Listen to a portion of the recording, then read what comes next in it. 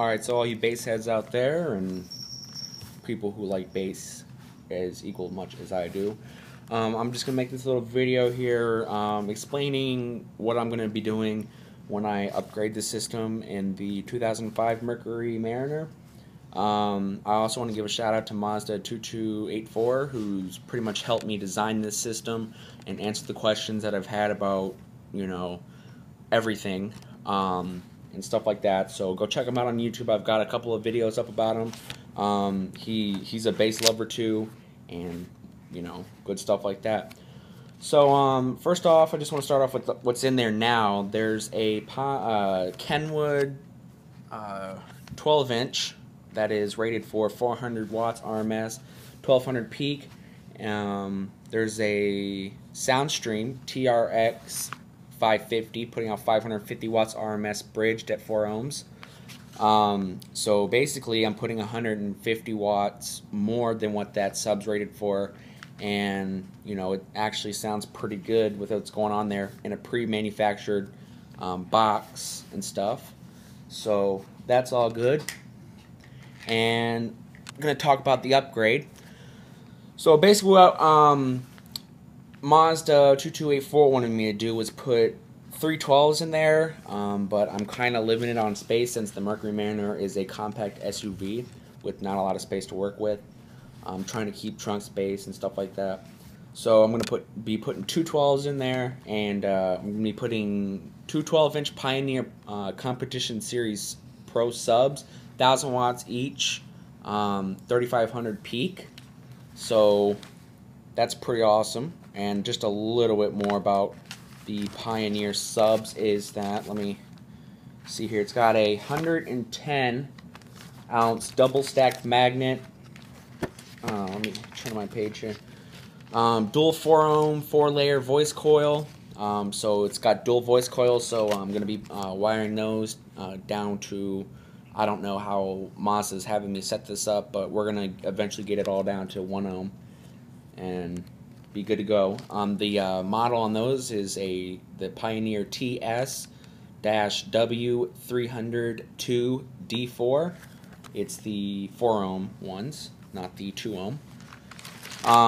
Powering those Pioneers, so it's going to be a Soundstream Picasso Series PX1 2000 mono block amplifier, 2,000 watt amplifier, 1,000 watts to each speaker. So putting them at the RMS rating that they're rated for, good stuff. Pushing those woofers to what they're made for. Also, I'm going to be upgrading the door speakers and just about everything. I'm going to be upgrading the door speakers with Soundstream PCT 693. 3-way full range door speakers, upgrading 4 of those, 130 watts RMS at 3 ohm, or their 3 ohm impedance. So that's going to be nice. So going to be getting a lot of, you know, I'm going to be hearing all the, you know, frequency range in the song, which a lot of people are sitting here complaining about on my other video about how, you know, we destroy songs and stuff and whatever. So fuck you people. You know, I mean, really, you can play any type of music you want on a system with subs. You're just amplifying your bass. Really? Just shut the fuck up, you freaking assholes. Powering that is going to be a Soundstream Picasso Series 4-channel 580 watt Class AB amp, 100 watts on 4 channels at 4 ohms. So it's going to be running the door speakers at kind of what they're rated for, 145 watts RMS on 4 channels at 2 ohm with 60 amp fusing. Then also I'm going to be putting in Soundstream TWS 0.3 1-inch tweeters, 110 watts RMS at 4 ohms. For those, it's going to be powered by the Soundstream TRX 2.550 amp that puts out, I believe it's 175 watts per channel at 4 ohms. So hook up 2 of those and then they should be good and won't have to worry about blowing them up. I'm going to be upgrading the head unit. Not exactly sure what head unit to do. I would like a head unit that I can hook an iPod up to, that, CD, radio, maybe flash memory, or like a flash drive. You plug that in there, you can listen to your music off of that. Definitely an auxiliary in port, stuff like that. So if you guys have anything to recommend, just let me know. I want to put a Soundstream MPQ5XO, parametric EQ with crossover and sub volume control, so just equalize the channels and everything. And that's got crossovers and everything built in. Upgrading the standard alternator from 110 amps to a 240 amp high output alternator. Doing a big 3-power upgrade to 1/0 gauge wire. I'm going to be running 1/0 gauge wire to the back, which is going to be powering the battery that I'm going to be putting back there. It's a shrunken high performance battery, SKBT120, which is pretty much the best battery they make. It weighs 75 pounds. It's 2,600 amps. So the total system amps that I'm going to have in there with the stock battery, which has been replaced, and the new battery is going to be a total of 2,990 amps, which will be sufficient to power all those other, all the amps and stuff. So we'll have to, hopefully we won't have to worry about that.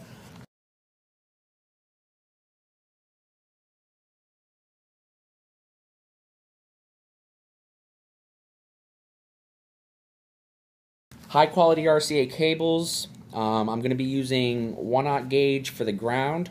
I'm going to be wiring that so I don't have a million ground cables going to a single point. Wiring that to, this is for the back, excuse my phone, this is for the back of the car for all the amps. So 1/0 gauge in and 6 by outs with 4 gauge inputs, distributing block. So I'm basically taking 1/0 gauge and grounding that to the frame. I'm going to separately ground the battery with 1/0 gauge, and then I'm going to use this distribution block, which is going to take, it's going to have 6 inputs of 4 gauge wire, so I can add amplifiers and anything like that and have it all grounding to one point, so less wires and stuff like that, and less wire that I have to buy because 1/0 gauge wire is very expensive. Turning to the back of the page now, I'm using 4 gauge wire for my amp power ends, which is as big as the terminal or the connections allow for the amp. I'm using 8 gauge power wire to the subs, so I'm using as big as the output goes to them. I'm going to be using a Mazda, recommended I use a breaker instead of a fuse, so I'm going to be using a 200 amp breaker going to the Soundstream Picasso series 2000 watt amplifier. Then I'm going to be using a 260 amp breakers going to the Picasso series 4 channel 580 watt and the TRX 2.550. The door speakers are going to be powered with 12 gauge wires, and also the tweeters are going to be, I'm going to be hooking those up with 12 gauge. Way sufficient enough for door speakers. That's actually kind of big for door. I'm going to be using, I'm making a custom ported box for the Pioneers. Doing the recommended settings that is said from Pioneer to be the best at a 1.2 cubic foot per sub. It's going to be a one box, but it's going to be sealed off, so there's 2 chambers so that the subs aren't fighting each other and all that other stuff. So I was going to go with the Soundstream T5s, but they require too big of a box and just aren't price-wise. I can get these Pioneer subs for cheaper, and yet they're better and require a smaller box space, which is good when you're using a compact SUV. I'm using high-quality crimp ring terminals for all my connections, to ground, to anything, and stuff like that. Now, I'm not going to be crimping these. I'm going to be soldering them like Steve Mead does, so, you get high-quality connection and you don't have to worry about your cable falling out. So this is a do it once and don't do it again install. Basically, do it right the first time install. I'm going to try to wire in a 10 amp / 55 amp start or battery charger to keep the batteries charged while listening to music so you don't have the car running. And I'm going to try to put the plug where the gas cap is. So you just open the gas cap, plug an extension cord into it, and then it'll supply the batteries with power, either 10 amps or 55 amps, depending on if I'm going to be bumping loud. If I'm not going to be bumping loud, I'm going to turn it down to 10 amps. It'll just keep the batteries charged, so I don't have to worry about it being dead when I go to start the car, which shouldn't be a problem because that shrunken battery is humongous. And if I'm listening to loud music, I'll turn it up to 55 amps, give them the power, not that the alternator would give as much as the alternator would give, but just to keep the batteries charged. And if I was going to be bumping, full power, I'd start the car. But, just trying to save some money here. All wires are going to be hidden as best as possible. I like the SoundStream amps because of the end caps, you're able to run your wires without seeing the connections and stuff. So it gives you a pro quality look. And stuff like that. So, SoundStream makes a good amplifier. I'm getting a good price on this stuff. I'm getting it from a few different websites. I'm getting the amps from carstereoneeds.com. I'm getting the Picasso Series 2000 watt monoblock for $250.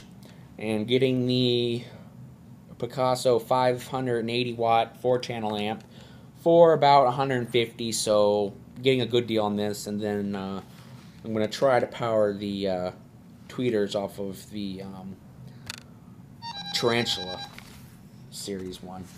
I'm pretty determined about getting this Picasso Series amp, but if it turns out that I may want a different amp or something like that, or that nature, it'll definitely be a SoundStream, or it may be the Tarantula Series. It's either going to be the Picasso Series or the Tarantula Series, but I'm definitely going to probably get the Picasso Series. So this system is going to weigh the car down about 300 extra pounds in the back, and with the system that's in there now, it's like 60 added pounds, and the car is a piece of shit. So it needs some work done, but it gets terrible gas mileage with that in the back. It's only a 2.3 liter 4-cylinder engine, so you're not working with much. So when you're trying to accelerate with 300 pounds in the back of your car, it's not going to go too well. So this stuff is going to cost about $1,500 to $2,000, which all of it I will be paying for. So when I get a job in the summer, I'm going to start saving up, and then save up for this stuff, and then I'm not going to wait until I get a certain amount of money to buy one thing and then just buy it and then have to save up again to get the other thing. I'm going to save up all the money I need to do. I'm going to do this upgrade in parts. So part 1 is going to be the subs in the back and everything, just the subs and the new amp and the new alternator. And I'm going to see how it goes with the stock battery. I probably won't. I'll probably get the shrunken battery and then just do that all in that install and do the wire upgrade and stuff like that. And part 2 of the upgrade is going to be the door speakers, amplifier, new runs of cable for the amplifier, for the speakers, the tweeters, the tweeter amp, and the head unit, and anything else. So pretty much what I'm doing is part 1 is everything in the back, the box, the subs, all that stuff. So that's where the majority of the cost is going, is to the back. And then just to get more high quality sound in the cabin, basically is just going to be the door speakers. So it's going to be a great upgrade. For a compact SUV, you can't really put a lot. You can't wall it off or anything. So, and while my mom still owns it, she wants her trunk space. So I was really originally had my mind set on the Tarantula T5s from SoundStream, but they require a tremendously huge box. I think it's like 2.5 cubic foot. So that's like one sub is going to take up the amount of room that 2 Pioneers would take up. And I'm not giving the Pioneers less than what they recommend. That is what Pioneer recommends. I'm going to be building the boxes to about 1.4 cubic feet, but once everything's in, like the port and the sub, it's going to be close to around 1.2 cubic foot. So I'm trying to build this box right, so I don't have to build it again, because I don't want to keep buying sheets of MDF. I'm going to get Home Depot to cut it, so if they miscut something, I don't have to pay for wood again if something's miscut, and have to go out to the store again. So get them cut it, and if they mess it up, they have to cut another piece. Not my problem. I'll not pay for it. So I want my cut spot on, and if they don't do it spot on, then I'm going to tell them, hey, you need to cut this again. So better to have them do it, because they actually have the panel saws and stuff, so they're able to handle that big sheet of wood. And plus, I wouldn't be able to get that sheet of wood into the back of the SUV, so it's always better. So just have the pieces, come home, glue it up, screw it up, silicone the inside of it, wrap it with carpet, call it done. And I'm getting carpet from my grandpa, who works with the carpet dealer, so he can get me some scraps of it. So that's good. Free carpet, always a plus, even though that probably wouldn't cost a lot to wrap that box since it's really small. But that's pretty much the upgrade. I mean, that thing is going to be slamming.